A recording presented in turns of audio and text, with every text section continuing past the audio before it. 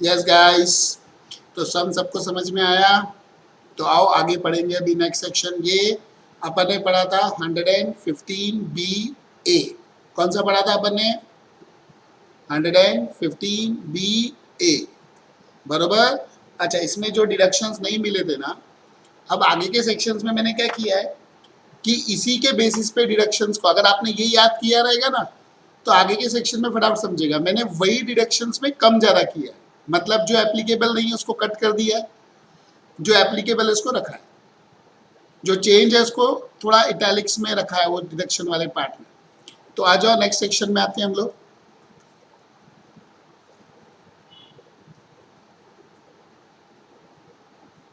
Tax at the rate of 22% on income of certain domestic companies. पीछे कितनी tax rate थी? अच्छा, उनको क्या करना था तो डिडक्शन मिलेगा? कौन सी कंडीशन थी उसमें?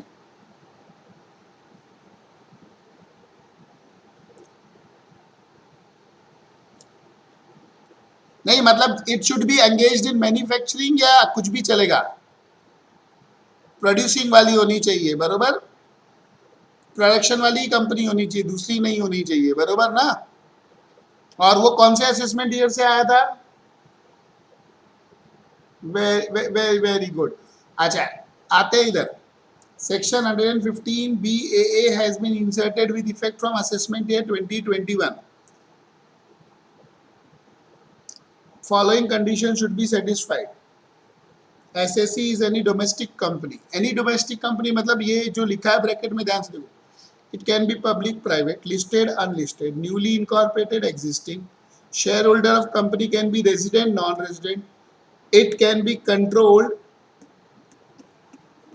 by domestic company, foreign company. It can be converted company. Converted company मतलब वो कैपिटल गेन्स में आप पढ़ते थे ना, sole proprietor converted to company वगैरह, वो भी हो सकती है। Also there is no restriction on amount of turnover. Company is not engaged in any business other than business of manufacturing और प्रोड्यूसिंग। ये भी वापस वो कॉपी पेस्ट में थोड़ा गड़बड़ हो गया।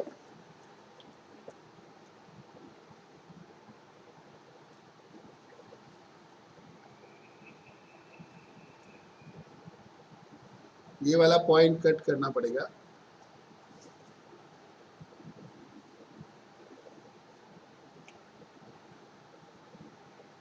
ये मैं आपको चेंज करके दे दूंगा, आप टेंशन न लीजिए। आगे, total income of company is computed without claiming additional depreciation, बरोबर। विदाउट एडिशनल डेप्रीसिएशन के हमारे को ये क्लेम करना है, बरोबर। And deduction under section 10 AA। अभी देखो पीछे जो अपन ने सेक्शन पढ़ा था 115 BA, उसमें 32 AC भी था, पर इसमें 32 AC नहीं है, तो मैंने वही सेक्शन नंबर में कट किया। फिर AD था 33 AB, ABA 35 1 2 2A 3, 35 2AA 2AB, 35 AC था उधर, इधर नहीं है। AD triple C CCD, C से लेके U, वहां पे देखो H से था। Not been 80 JJ AA LA and M, वहां पे खाली JJ AA था, यहाँ LA और M है। Total income of companies calculated without adjusting brought forward losses or depreciation for any earlier year if such loss pertain to above section. Moreover, such loss or depreciation will not be carried forward. Where however unadjusted additional depreciation, ये line गौर करना, additional depreciation unadjusted, जब आप business profession पढ़ोगे ना, तो उसमें आप पढ़ोगे कि एडिशनल डेप्रिसिएशन जो मिलता है, अगर वो साल इनकम सफिशिएंट नहीं होती है तो अगले साल भी ले सकते हैं, बराबर। In respect of block of asset has not been given full effect to prior to AY 2021, corresponding adjustment shall be made to the WDV of block of asset as on 1/4/19 यानी beginning में in prescribed manner if option exercised for lower tax regime under section 115 BAA. Depreciation to be computed in the manner prescribed. Tax rate 22% है। Other sections की tax rate रहेगी तो उसके हिसाब से। Surcharge 10% है, अपन ने रीड किया था कि इसके अंदर फ्लैट सरचार्ज 10% है इरिस्पेक्टिव ऑफ इनकम। 4% क्या है सरचार्ज के ऊपर education cess. The option shall be exercised on or before due date of furnishing return which the company is required to furnish. The option should be exercised electronically. ये उन्होंने लिखा नहीं है पर ये implied है, बरोबर। Form IC option can be exercised in 2021 or subsequent year. Once the option is exercised for any previous year, it cannot be subsequently withdrawn for the same or other previous year. However, a company which has already opted for section 115BA can switch over to BAA. ये देखो पीछे भी पढ़ा था अपन ने। Such after such switch over, the SSE can claim benefit of BAA and BA will not be applicable. Point to be noted: if a company after opting for concessional tax regime under BAA fails to satisfy the above condition in subsequent year, the option become invalid in respect of the year in which default is committed in subsequent years. Consequently, in such a case, it will be assumed that company has not exercised option of lower tax regime in the year in which default is committed in subsequent years. Domestic company which has exercised option of lower tax regime under section 15B A B and the option has become invalid due to violation of condition may exercise option under section 115B A. जिसने B में option लिया था और वो violation की वजह से छूट गया। BAB किसके लिए है? कंपनी के लिए ही है ना। BAB किसके लिए है? कंपनी के लिए। तो समझो BAB के अंदर ऑप्शन एक्सरसाइज किया था पर वो वायलेट हो गया, तो आप वापस BAA में आ सकते हो। मतलब उन्होंने कितनी कंफर्ट दी है इनको, बरोबर। अब देखो सेक्शन नंबर में मैंने कुछ सिलेक्टेड सेक्शंस कट किए, बाकी पूरे वैसे के वैसे ही है। अब अगर पिछला सेक्शन आपने बरोबर याद किया तो ये एक सेक्शन आपको फटाफट समझेगा।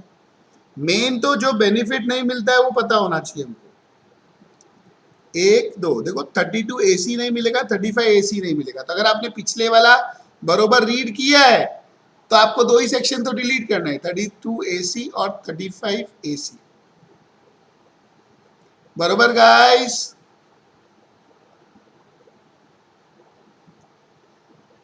बाकी क्वेश्चन सेक्शन में कोई दम नहीं है, पूरा पिछले के जैसा है। टैक्स रेट 22% है, बस उतना ही फर्क है इसके अंदर। समझे क्या? हाँ या ना? एक बार इसको रीड करके आओ। रीड करके मतलब आपको थोड़ा याद करना है, इसको लाइटली थोड़ा याद करेंगे तो जल्दी समझ में आएगा। आता हूं मैं फाइल सेव करके। अच्छा, रिकॉर्डेड वालों को देखना हो, उनके पास नोट्स नहीं है तो उनको दिखा दूं, पॉज करके रीड कर सकते हो आप लोग। Pause read, pause read, pause read, pause read, pause read. वापिस एक बार दिखाता हूं। Pause read, pause read, pause read, pause read, pause read.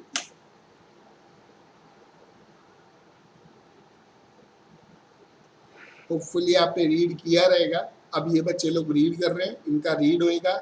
इनको भी मैंने बोला है सेक्शन नंबर याद करने की। 115 जो BA था उसमें भी इन्होंने जो बेनिफिट्स नहीं मिलेंगे वो नंबर याद किए थे। आपने याद नहीं किए होंगे तो जाके याद कर लो, क्योंकि उसके बाद ये जल्दी याद होगा, बरोबर।